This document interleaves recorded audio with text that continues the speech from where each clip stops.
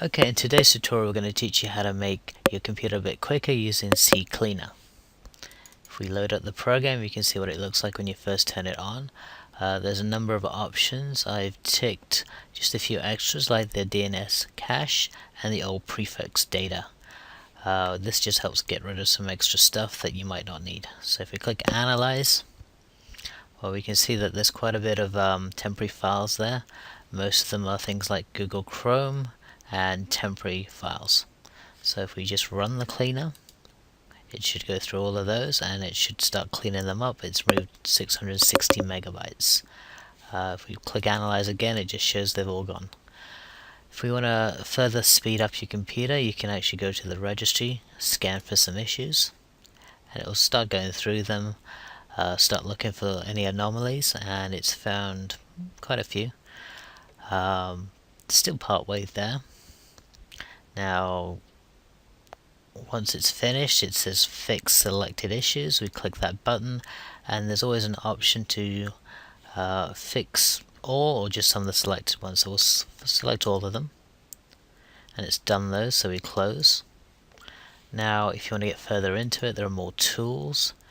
We can uninstall certain programs, but usually the biggest difference will be when you click the startup items and you start disabling things that you don't really need running. So for example, here we have Viber, Unified Remote Control, Skype, and PeerBlock. Well, I'm not a big user of Skype, so we can actually double click on that to disable it, so that doesn't start when you start your computer.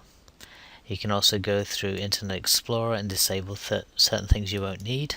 Same with Firefox, Chrome, and also the scheduled tasks. So if we look here, we can see that Google doesn't update. Well, we might want to disable that. Same with Java.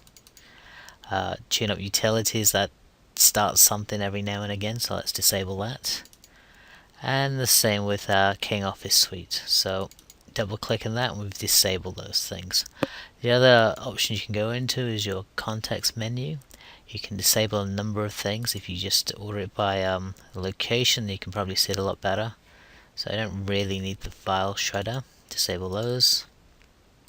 Power Archiver I do use, so I'll keep that. It's Google Drive. Now the DVD stuff I don't really use, so let's disable that. Automatic renamer, we'll keep that for now. So that should be enough to be getting on with.